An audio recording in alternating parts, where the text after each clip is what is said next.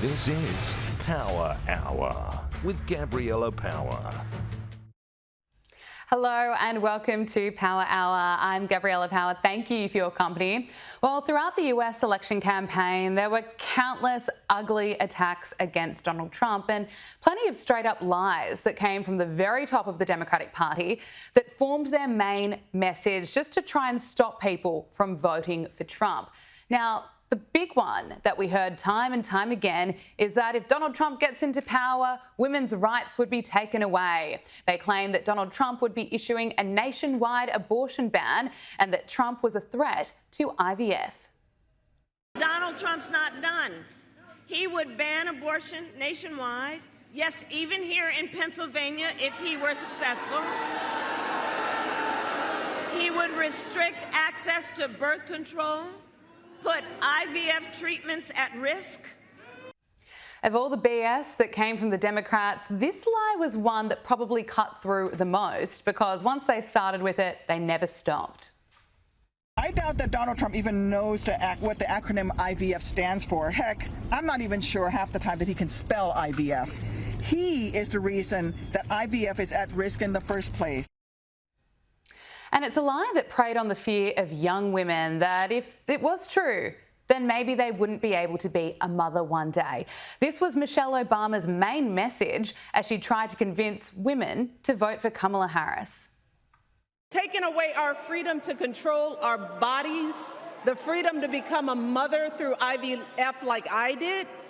Well, in news that must come as a shock and relief to all the women out there who believed those words from Kamala Harris and Michelle Obama, Donald Trump this week signed an executive order to expand access to IVF. The executive order directs policy recommendations to protect IVF access and reduce costs for treatments. Now, during the election campaign, Donald Trump pledged to make IVF free. This executive order doesn't go that far, but it's progress in protecting IVF treatments for women, and it's a step forward in reducing the cost of it, which we all know is a huge barrier for women who need it. And Trump, well, he deserves to be recognised for this. Left-wing media outlets are right now too busy coming up with ways to claim that DOGE is dangerous, that somehow cutting waste and abuse in federal departments is, terrible. Will the mainstream media dare to call out Michelle Obama and every one of those Democrats who lied on repeat during the election campaign? Of course not. We will do it right here. Democrats, shame on you for using this incredibly important and sensitive issue to manipulate voters and frankly cause division. Michelle Obama, you were willing to drive so much fear into women, knowing full well that it was a lie. I can't even begin to imagine the number of women who believed with every cell of their body that Donald Trump could somehow take away their chance of becoming a mother. It doesn't get much lower than that.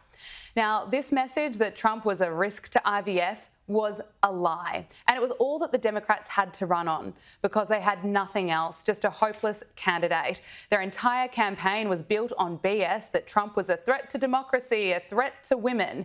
Well, how confusing to the women on the left in America who might have noticed by now the rights have not been taken away. There's no national abortion ban, and if you need IVF treatment to become a mum, that option is here to stay, and the Trump administration is taking action so it can be more affordable. Elon Musk and Donald Trump sat down with Fox News host Sean Hannity, where we learnt more about DOGE. And putting it simply, Elon Musk revealed that the goal of the department is to cut the deficit by $1 trillion. The overall goal is to try to get $1 trillion out of the deficit. And if the deficit is not brought under control, America will go bankrupt. This is a very important thing for people to understand. A country is no different from an individual in that if an individual overspends, an individual can go bankrupt, and so can a country.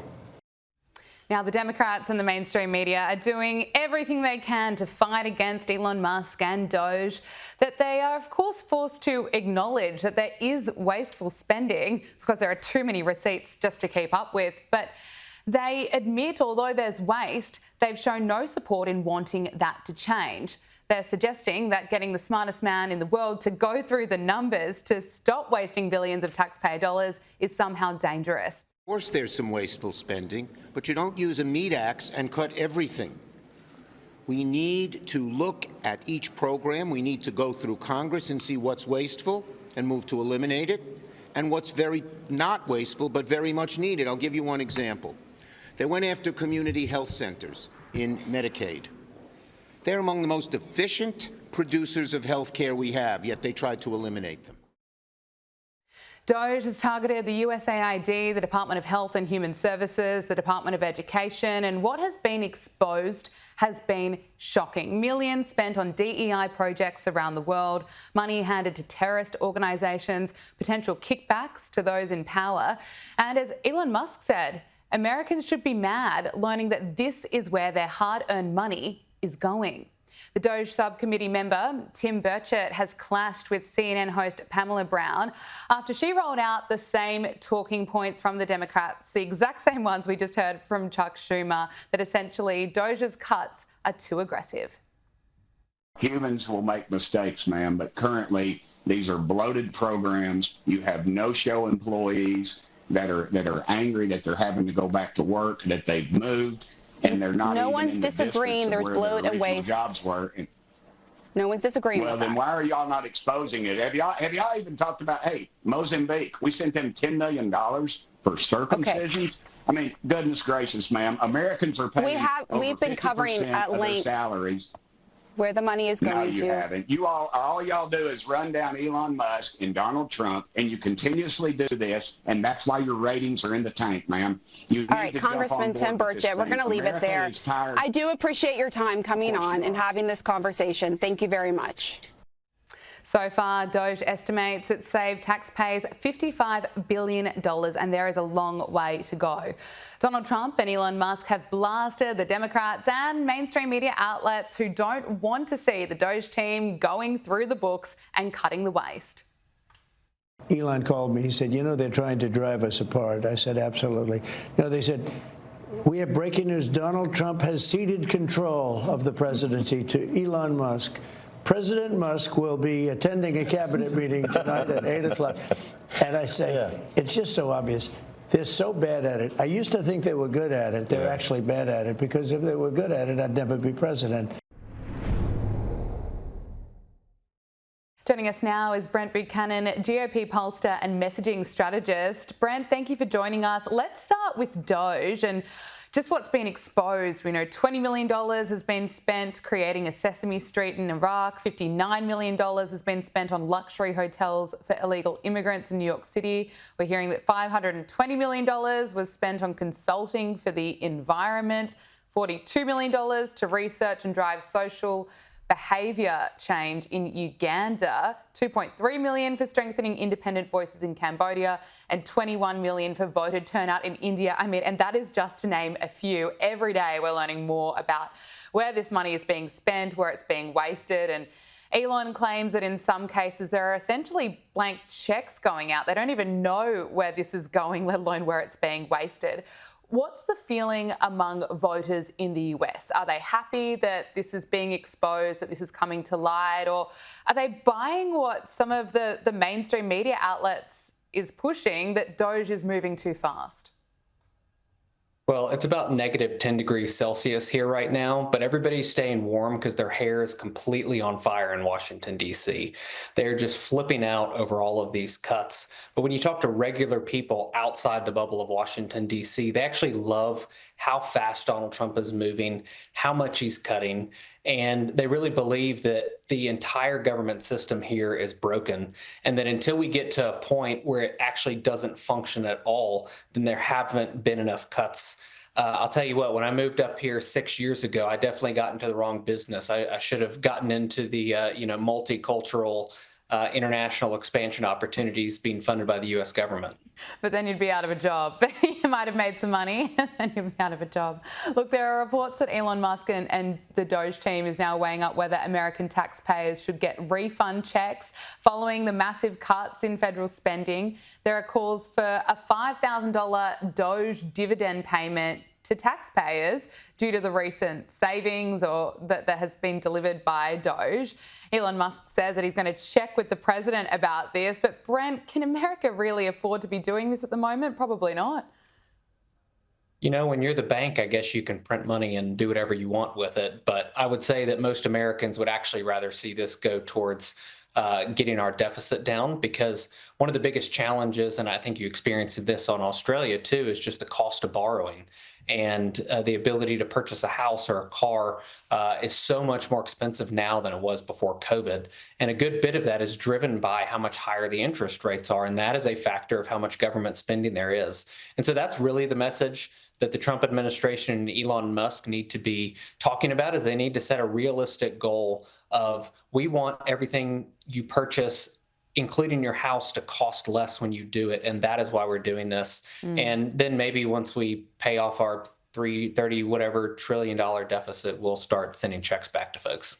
Let's look at the polls. Donald Trump has recorded at least a 50% approval rating in the last 3 surveys. Just this week's Economist YouGov poll reveals that 50% of Americans approve of Trump's handling of the presidency. And this comes after a CBS poll found that 70% of Americans believe that Trump is delivering on his promises, which is, of course, painful for outlets like MSNBC that have to cover this. They've gone with the headline, Trump's policies are hurting Americans, but he's winning the PR battle. Look, it's been a month since Donald Trump has been in office. What's your sense of what's going on the ground, how people are feeling about this administration? Really just a month? I mean, that's kind of hard to imagine. It feels like he's been president for at least a year at this point for all he's gotten done. I mean, I would say that in this 1 month, he's accomplished more than Biden's handlers accomplished in 4 years. And there's a really interesting factor that we look at in polling, and that is not just approval of the job the individual's doing. It's also looking at how favorable or unfavorable is that person. And I would say historically, those numbers are nearly identical. So if 42% of people are favorable of a candidate, they're usually about 42% approving of the job. One thing that we've noticed in our polling is there's actually about a 4-point delta in net difference between favorability, unfavorability, and then job approval and disapproval. And that's something that in 15 years of doing polling here in the United States that I've not really experienced. And I think it speaks to the fact that there's a group of individuals who don't necessarily like Donald Trump, but they're definitely willing to put up with a dislike of him as a person in order to get the benefit of what he is doing as the leader of this country.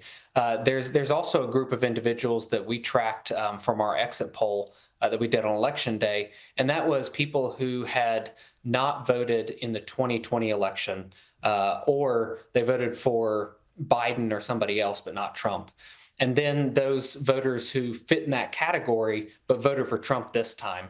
And in talking about these spending cuts, what's fascinating is that subset of voters, even though it's not very big, they are 61% supportive of these reductions in federal workforce, in cutting federal agencies, in reducing government spending.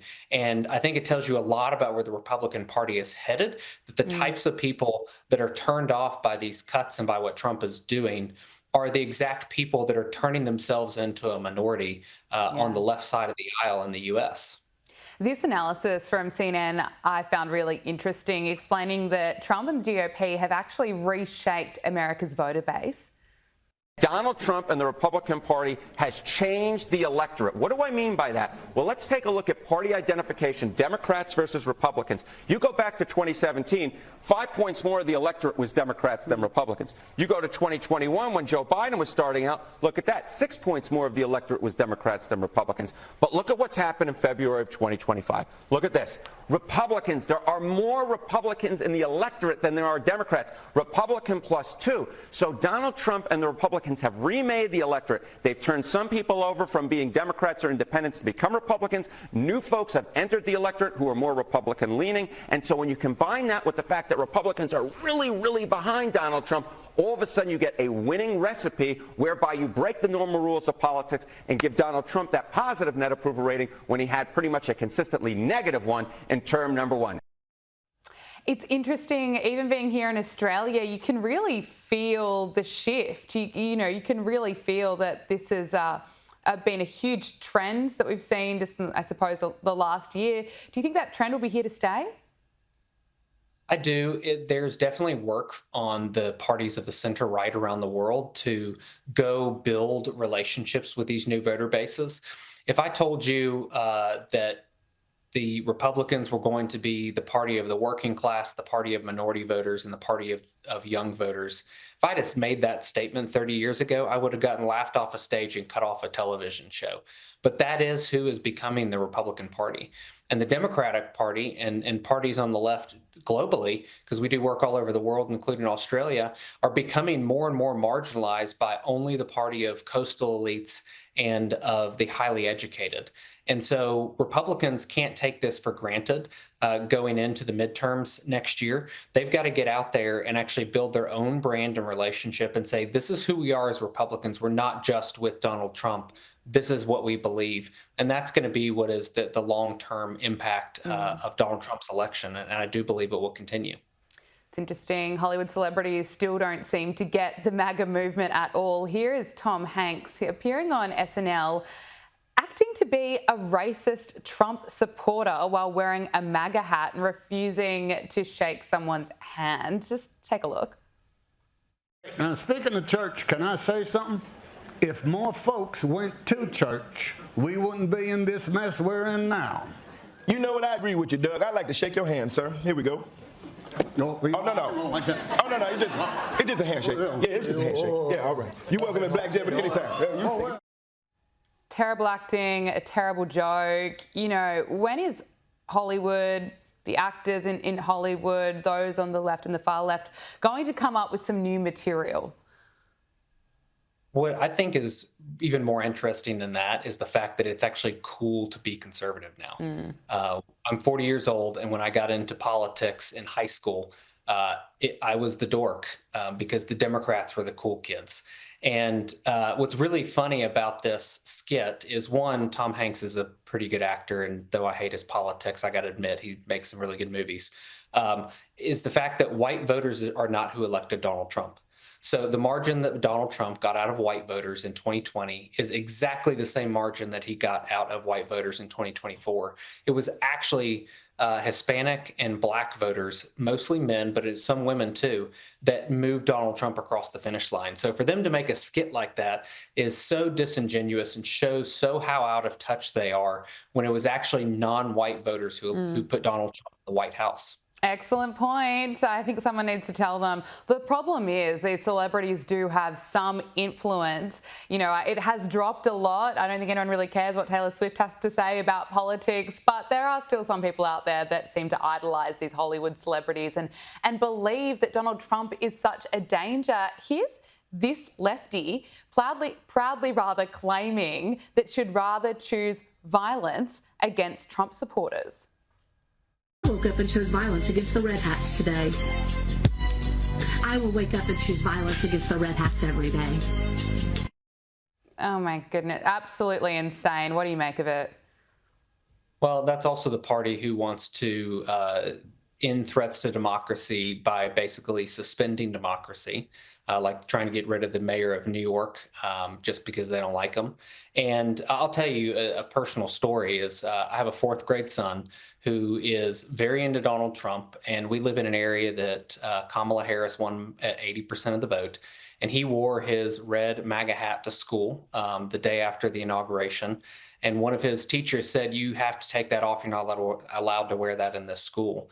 And the librarian actually came to his aid and told this other teacher, "You're not allowed to tell kids what they can and can't wear in gray. You're allowed to wear that as much as you want." And to me, that one small moment shows that they're even in deep blue insanity areas like where I live, that there are folks who are starting to open up to see that the left is totally unhinged and they're complete hypocrites in what they say, like what this woman just did here in the clip. Absolutely. Look, finally, I want to talk to you about Barron Trump, because the president of New York University's college Republicans was forced to resign for calling Barron Trump an oddity on campus. Kaya Walker told Vanity Fair that the 18-year-old just goes to class and he goes home. I think, look, it seems like a fair outcome that she was forced to resign.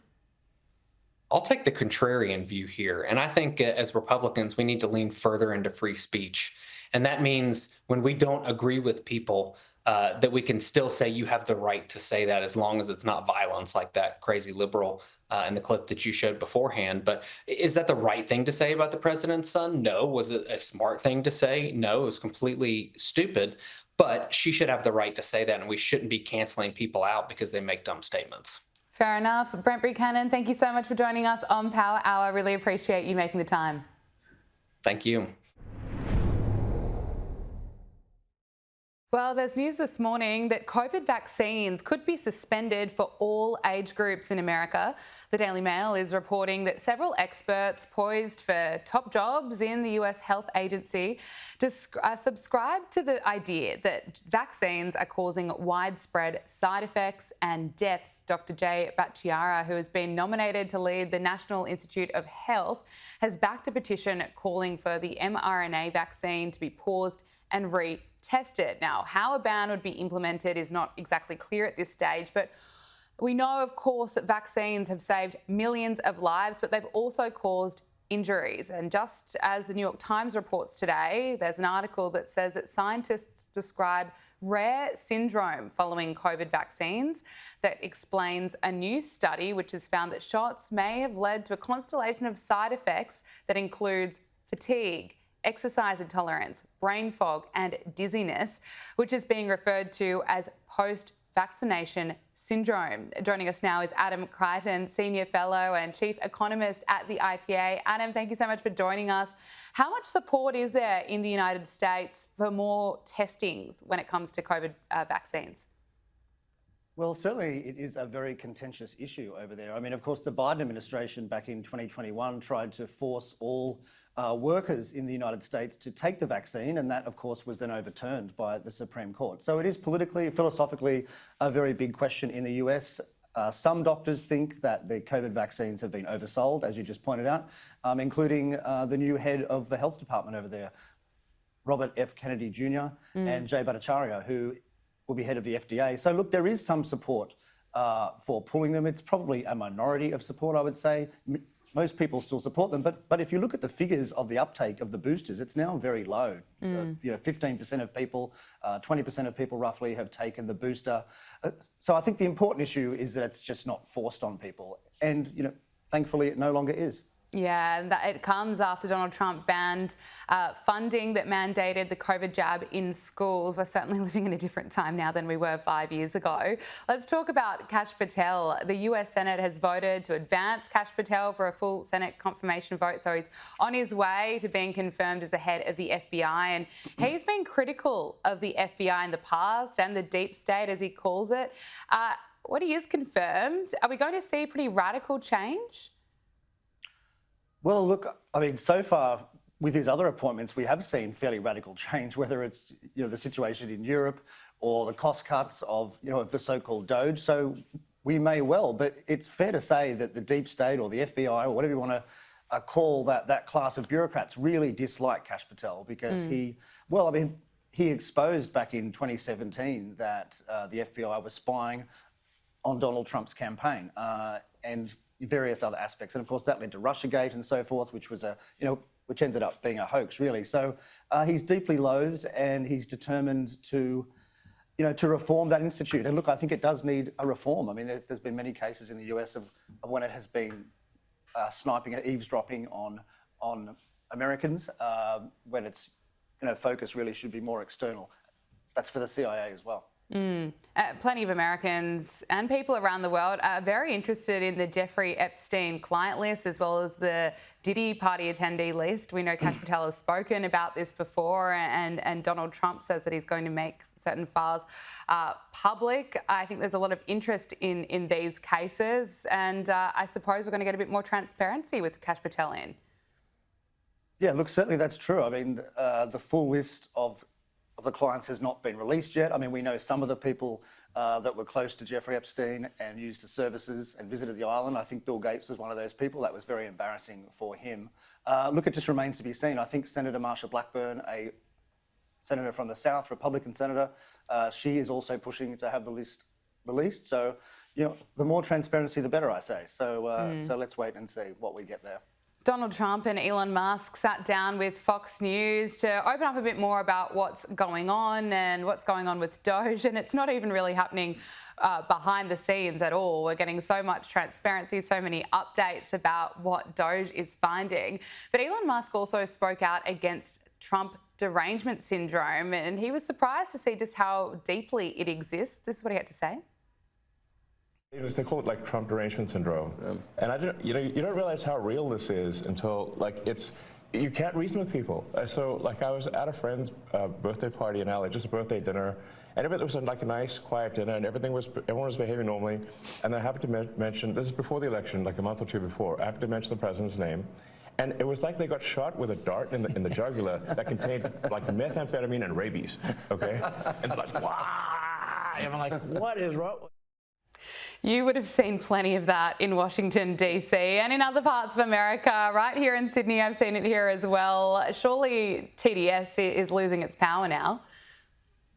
Yeah, look, I really think it is. I mean, the second Trump administration has been so much more effective. Whether you agree or not with what he's done, it's been vastly more effective. And I think he's very hard to pigeonhole as left-wing or right-wing. I mean, he's recently been talking about slashing the US military budget, which is something that the left had been talking about for decades. So, surely they're going to celebrate that at least. So look, I mean, there should be something in Trump's agenda for everyone. So hopefully over time, so-called TDS will fade away. This also came out of the interview, which I found quite interesting. Both Elon Musk and Donald Trump suggested that 2 astronauts were abandoned in space due to political reasons. Let's take a listen. We are accelerating the return of the astronauts, which was postponed kind of to a ridiculous degree. They got left in space. They've been there. They were supposed to be there 8 days. They're there almost 300. Biden. They were yes, they were left up there for political reasons, which is not good. These astronauts became stranded when there was an issue found with Boeing's Starliner capsule, which returned without them. But it's a big claim from both of them that it was Joe Biden going to leave them up there in space. What did you make of that? Well, certainly it is an extraordinary story. I mean, they've been up there something like 300 days, the poor people. And yes, as you just said, there were some technical issues with the NASA and the Boeing equipment to get them back. And the claim is that the Biden administration was very tardy in using Elon Musk's SpaceX services to get them back. Maybe there is some truth in that. I mean, we don't know for certain, of course, but that's the accusation. We should just hope that they can get them back very soon, because I imagine that would be quite stressful, being stuck up there for 300 days. Absolutely. And Donald Trump also took aim at the mainstream media for lying and saying that the mainstream media have really been trying to attack this bromance that we're seeing unfold between Donald Trump and Elon Musk. Elon called me. He said, they're trying to drive us apart. I said, absolutely. They said, we have breaking news. Donald Trump has ceded control of the presidency to Elon Musk. President Musk will be attending a cabinet meeting tonight at 8 o'clock. And I say, It's just so obvious. They're so bad at it. I used to think they were good at it. They're actually bad at it, because if they were good at it, I'd never be president. I do think Donald Trump is right that he has been attacked more than probably anyone else, and now the attention is on Elon Musk. And again, you don't have to agree with everything they say. There are concerns about how close he is to the president, but I think when you're criticising DOGE and what they're uncovering, they don't really have a strong argument, because some of the waste that is coming to light is just extraordinary. Yeah, look, certainly the waste is just extraordinary. And I mean, it really can't be overstated that the US does have a massive spending problem, the federal government. I mean, it spends something like $7 trillion or $6.5 trillion a year, but it only takes in about $5 trillion or $5.5. So there's a massive gap there. And so the only way that Trump will be able to fulfill his promise to cut taxes is with serious spending reform. That's just the reality. It's going to be politically painful, but actually some of the cuts won't be politically painful, as we've seen, because some of the spending has just been ludicrous, just on all these foreign NGOs through US aid. I think they've already found $55 billion to cut, but they have promised $2 trillion. And I must say, as much as I would like that to happen, the politics of that will be difficult, but let's just wait and see. And hopefully the cost-cutting spree there is some sort of inspiration for our political class back here, because really we could do with a root and branch review as well. Absolutely. Nearly everyone I'm speaking to on the ground here in Australia, we are desperate for a DOGE or something like that because we can't even imagine the waste that goes on right here. Finally, Adam, I want to get your thoughts on the developments in bringing the war in Ukraine to an end. We know talks have been held between Russia and the US. Ukraine and Europe are feeling a little bit worried that Trump and Putin might come to some kind of peace deal that could leave Ukraine open to Russian aggression in the future. But Trump's language has been pretty interesting. Just today, he called Zelensky a dictator without elections. What's your take? You know, I suspect when it comes to Donald Trump and his language, there's a bit of a method to the madness here. Well, look, I mean, certainly it wasn't very nice words to say about Zelensky, and I did feel sorry for the Ukrainian president. I mean, he's technically not a dictator, although there haven't been elections there for some years. I think they were meant to have one last year. But look, I wouldn't read too much into Trump's words. I mean, he doesn't read from a script, unlike Biden, so, you know, he just speaks off the cuff. But that said, it's clear that he wants to bring the war to an end, and I think this is going to be a difficult year for the country of Ukraine. I think it's probably going to lose some of its land, and there's a big question mark over whether it gets to join NATO. I mean, Trump has basically said no, but there could be some sort of peacekeeping force. But, you know, the bigger question, I think Trump is right on this. I mean, you know, the killing has to stop, and this war is largely unwinnable. It's only winnable for Ukraine if the US and the West are willing to put troops in there, and they are not. So that's the end of the story. It's not winnable. You're right. In those circumstances. So it's very sad, and I don't think the war should have happened, but it did happen, and it really has to end. And I think that's what Trump's trying to do. Yeah, absolutely. Look, it needs to stop. Adam Crichton, Senior Fellow and Chief Economist at the IPA, thank you so much for joining us on Power Hour. Thanks very much. US President Donald Trump has labelled Volodymyr Zelensky a dictator. It comes after the US and Russia held high-stakes talks in Saudi Arabia to lay the groundwork as they try to bring the three-year war in Ukraine to an end, a war that has left around 1 million people dead. This is what Donald Trump had to say.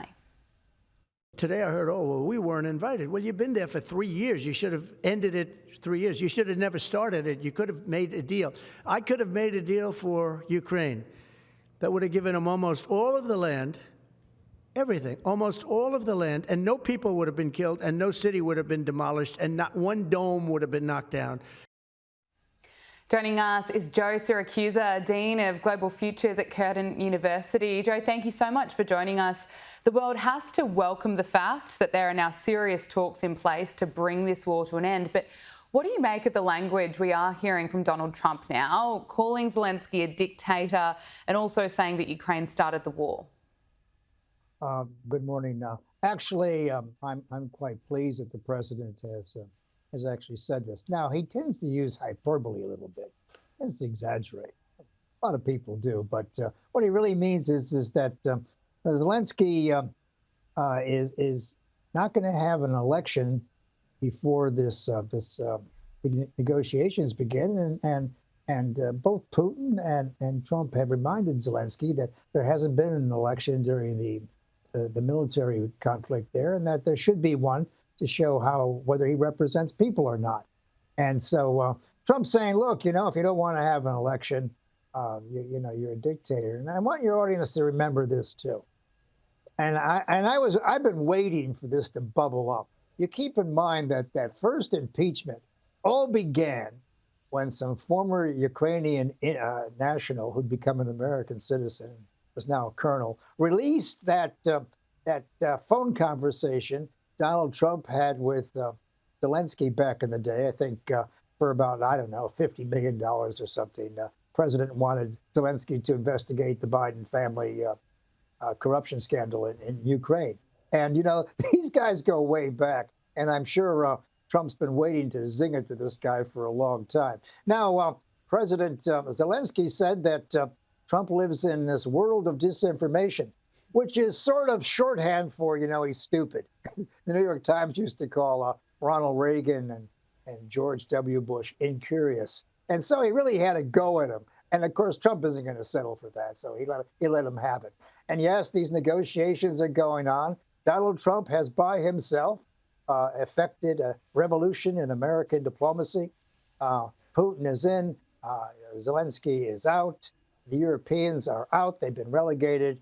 NATO has been dying for a while. It's 76 years old, by the way, and it's had no relevance since 1991. And President Trump is correct in saying that this war could have been avoided. You know, I was jumping up and down 3 years ago, reminding people that we were in a similar situation during the Cuban Missile Crisis in 1962. Nikita Khrushchev tried to bring intermediate-range ballistic missiles into Cuba, only 90 miles from Florida, which would shorten the time of a nuclear attack there. Same thing here. And all President Biden had to do 3 years ago was just to pick up the phone and tell Putin that NATO was not going into Ukraine and there'd be no weapons, advanced weapons systems in their border during his watch. So what did Biden do? He didn't pick up the phone for 3 years, and he backed Zelensky to the hilt. And Ukraine's a complicated place. Gabriella, it's got 17% of the population is Russian. It was part of the Soviet empire for a long, long time. It had missile sites there and all the rest of it. And so, but this could have been handled at the top. And your audience ought to keep in mind something else. During the Cuban Missile Crisis, which lasted 13 days, nobody asked Cuba what they wanted to do. Nikita Khrushchev and John Kennedy negotiated the entire time, one way or the other. So this idea that they're being left out in the cold, that's not new, as a matter of fact. US Secretary of State Marco Rubio has stressed that this summit is just the beginning of a wider conversation that will involve Ukraine and the European Union. This is what he's had to say. In order to bring an end to any conflict, there has to be concessions made by all sides. We're not going to predetermine what those are. We're certainly not going to negotiate this today or in a press conference for that matter. But, and there are other parties that have sanctions. The European Union is going to have to be at the table at some point because they have sanctions as well that have been imposed. Joe, I really want your thoughts on what some of the factors are that need to be considered when these peace talks are taking place. I suppose we need to work out when the war is going to end. Ukraine can't join NATO. What other security guarantees can Ukraine receive? There's also the discussion around territory, lifting economic sanctions. There's a lot to cover here. Yes, there is. Now, look, these negotiations in Riyadh between the Americans and the Russians have two purposes. Number one, it's to reset our Russian-American relations, which have been on hold for 3 years. And it's a very dangerous relationship to set aside because next to China-U.S. relations, it's the second most important relationship on the planet, and they both are armed with nuclear weapons, up to their eyeballs. So, it's an important security relationship. So it was a reset button. And, the Russians said you can come back with your oil companies, and they want the sanctions lifted and all the rest of it. The second part of this, and this is what the the second part is about Ukraine.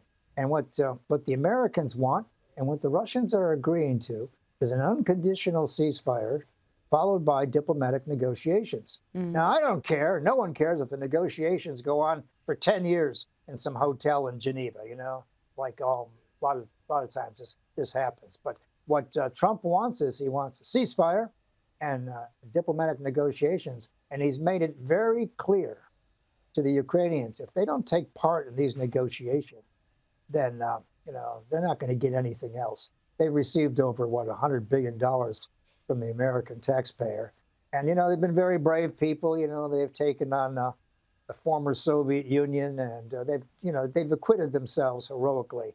But this loss of life is not only tragic, but it was unnecessary. I mean, we didn't have to go this far. That's what the president's trying to say. And the president is not only, spiting Joe Biden here. The President Trump is wiping the floor with the American foreign policy elite. It's been, picking a fight with Russia now for the past 50 years. Same thing with China. He's not buying the story that Russia is one of the most dangerous nations on earth. He sees Russia as an integral part of Europe.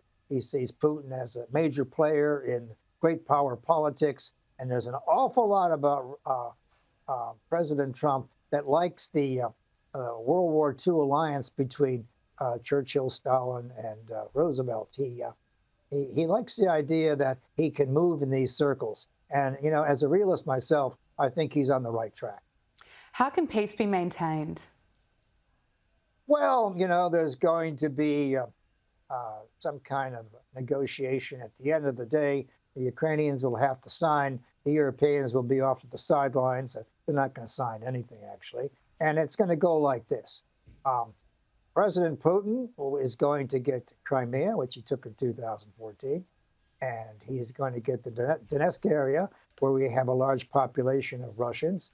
Most of Western Ukraine will be in Ukraine's hands, et cetera. And I think it's going to look pretty much what Zelensky could have had when he was negotiating briefly in February 2022 or in early March in Russia or in Turkey. So it's going to have sort of a presence there of some international troops. Now, Putin's made it very clear he doesn't want any NATO troops in the area. And let me tell you, the Ukrainians don't want any Germans there. The French aren't about to volunteer. The Hungarians aren't going. The Austrians aren't going. And as a matter of fact, the only nation with their hand up is Britain. And this is where Brexit has a very sour taste. NATO members, European Union members, remember that when Britain checked out of Brexit, it showed a great deal of disloyalty.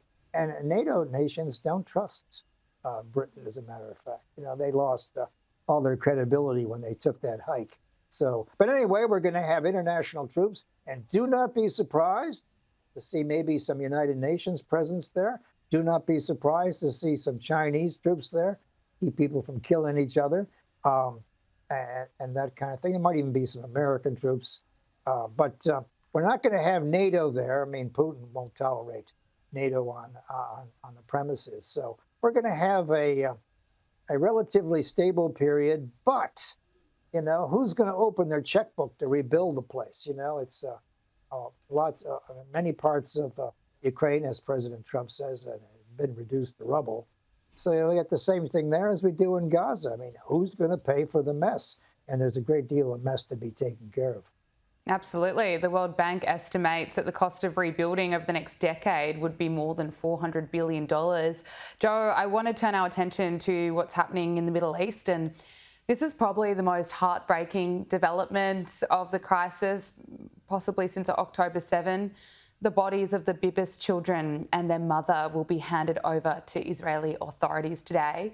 Ariel was 4 years old and Kiffer was 9 months old when they were abducted.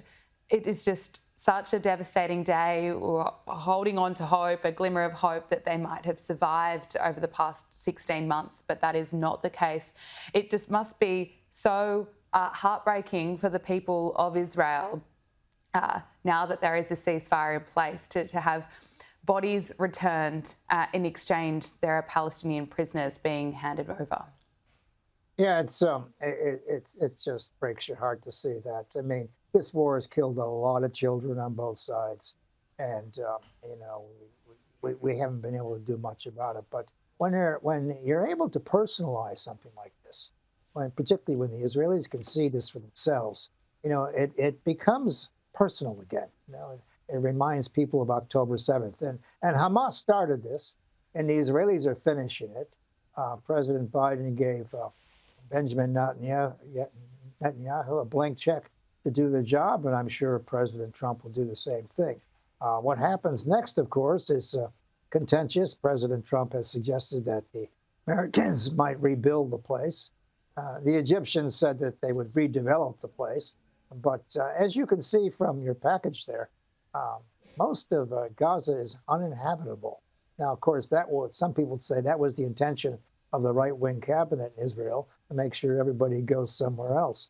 But the Jordanians don't want them. The Egyptians don't want them because it's only be trouble for the leadership there, because these people would have very different views of Abdullah and General Sisi. And so, where do they go? And can they go somewhere while it's being rebuilt? I mean, this war in Gaza was tragic, as well as the war in Ukraine. And, I wished America would have used its preponderance of power to see what it could have done about stopping wars. I don't think the Biden administration was on the ball here. They let a lot of things happen and take place. And of course, what happens in the Middle East is going to affect American politics for a long time. Keep in mind that in 2014, I believe President Obama was going to leave these forever wars in the Middle East and pivot to the Indo-Pacific, to the Pacific Ocean. Well, you know what? That's never happened. We talk a lot about what America's doing in the Pacific, but it ain't all that much because America's still stuck in the Middle East, and now it's going to be stuck a little bit in Ukraine until this thing is over. But I'll tell you this, Donald Trump has brought President Putin in from the cold, and President Putin has come in from the cold. Just last year, he was a war criminal, an indicted war criminal. Trump couldn't care about that, nor could I, as a matter of fact. I don't believe leaders of countries should be held to that kind of accountability when there's a conflict like this. These are national decisions. So anyway, Trump has affected this revolution, and America now is going to have its hands full in Europe dealing with President Putin, and they're going to have their hands full in dealing with the Middle East. And I'll tell you what, next move here is going to be President Trump is going to be going to China, and he's going to be cutting deals with the Chinese. So, President Trump has returned to a multilateral world, which is frankly a very good place to be. Yeah, you say that the Biden administration dropped the ball. It certainly is the case when you look at the lack of action from them over the last 3 years, and then in the last 5 or so weeks, the developments we've seen under Donald Trump, the hostages being returned, the ceasefire in the Middle East, and now talks with Putin about bringing the war in Russia to an end, the war in Ukraine to an end, I should say. On this plan of Donald Trump's to rebuild Gaza, to own Gaza, 68% of Israelis say that they support this plan for the relocation of the population of the Gaza Strip. That's been reported in Israelis' media. Not everyone is convinced, of course. And in a counter-proposal to Trump's initiative, Egypt's also developing a plan to rebuild Gaza without forcing Palestinians out of the Strip. That report from the Associated Press there. Now, US Secretary of State Marco Rubio, who was in Saudi Arabia on Monday, said that the US was open to hearing alternative proposals. It's a big, ambitious plan. It's a bold plan, a controversial one. Also, it's being suggested that it's more of a negotiation tactic to find a solution for Gaza. How do you see it playing out? Well, I mean, the Americans rebuilding Gaza is a really great idea. The trouble is once American contractors and military, of course, you'd have to have the military protecting them, started returning to the United States in body bags, Americans would balk at this. Right now, the Ukraine and Gaza have not cost American lives in any particular way. So Americans would tolerate this, but there'd be a very heavy cost to pay to getting involved in Gaza. I think, of course, the Arabs are going to have to, people on Arab Street are going to have to rebuild Gaza. The thing is that I think the two-state program, which looks awfully nice on paper, was never going to happen. No one's going to return this land. Gabriella, the chance of the Israelis returning Gaza to anybody are about the same as America giving Mexico back Texas and California. It ain't going to happen. Once people have conquered land and these borders, and it's on their borders, they have very serious reservations about giving anything back. So that's not going to happen. And in a way, the 2 million people left in Gaza, they're homeless. Their education system is gone. Their health system is gone. Commerce and finance are gone. And who's going to run the place? And ironically, Hamas looks like the last authority standing in Gaza. And of course, the Israelis are determined to get rid of them. And so this saga is going to go on for a long time. Well, yes, Hamas cannot be left to run Gaza. I think that's agreed upon. Joe Siracusa, Dean of Global Futures at Curtin University, thank you so much for joining us.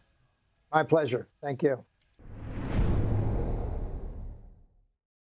High-profile rapper A$AP Rocky has avoided possibly spending years in prison after he was found not guilty of firing a gun at a former friend, and his reaction in court is something else. Riley Sullivan is a lifestyle reporter here at skynews.com.au, and he's always across the latest celebrity and royal headlines. Riley, great to see you. Great to be back. Let's start with what's happening in court with rapper A$AP Rocky. He's been found not guilty of shooting a former friend after an altercation in Hollywood in 2021. But this is what happened. This was the moment when he heard the words "not guilty." Raheem Mayers, not guilty of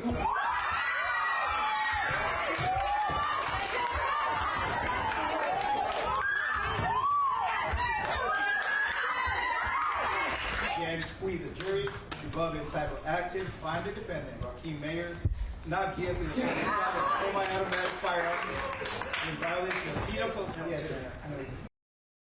Oh, you can feel the emotion, can't you? The relief. It kind of gives you goosebumps. But what's been the reaction to this verdict? Yeah, I mean, a huge reaction from this case, Gab.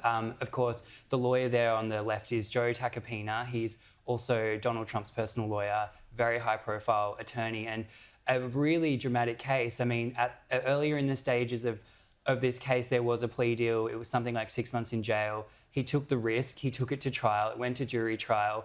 And as you said, he was facing, up to 20 years in prison on these charges. So, of course, a huge emotional relief for A$AP Rocky. His partner, Rihanna, of course, was there in the courtroom.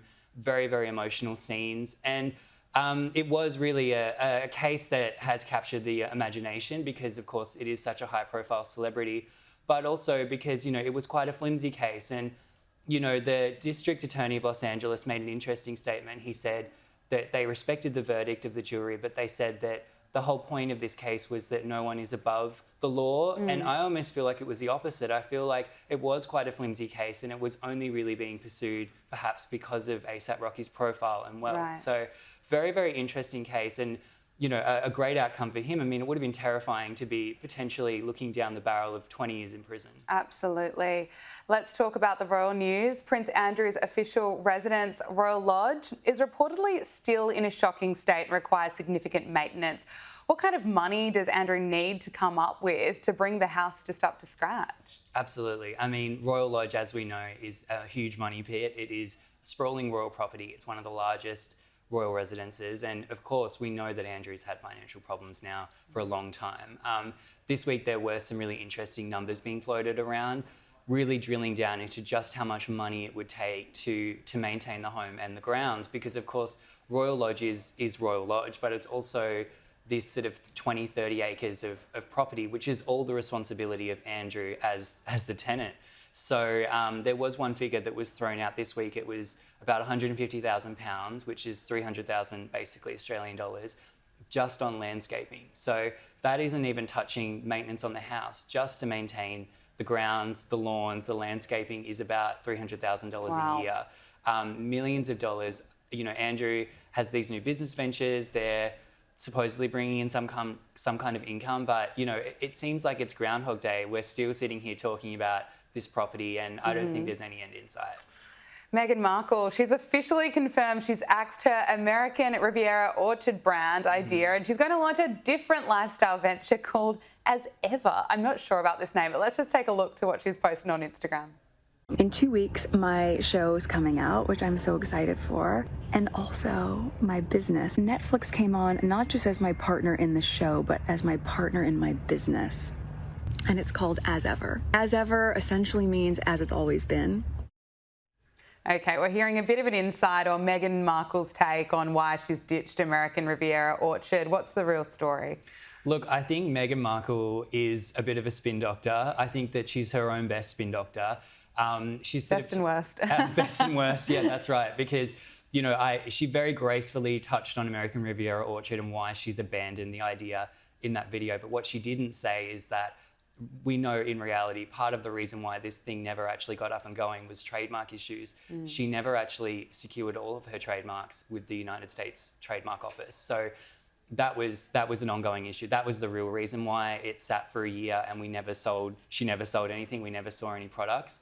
But she's, as ever, she's moved straight along. She's announced this new brand with Netflix. And I don't know, I think that the difference with this will be, I think we will see something, something will actually eventuate from this, mostly because, as she also mentioned in that video, Netflix is a business partner. So she'll finally have access to Netflix's resources, and presumably they have the type of business where they can actually put an idea out there and create it. And I think that's really was her core issue with American Riviera, was it was all abstract, it was a concept, but she never really had anything to show for it except for a few jars of jam. So I do think that, it's a turning point. I think we will finally see something in stores. Right. But I mean, can you just imagine the amount of money that's been wasted over the past year? Millions of dollars poured into American Riviera Orchard. She didn't make $1 off it. Oh, it's just been scrapped. Yeah, it's been a nightmare from the very beginning. Finally, Prince Harry was joined by none other than Canadian Prime Minister Justin Trudeau on the final day of the Invictus Games over the weekend. What was the meaning behind Trudeau's surprise appearance with Harry?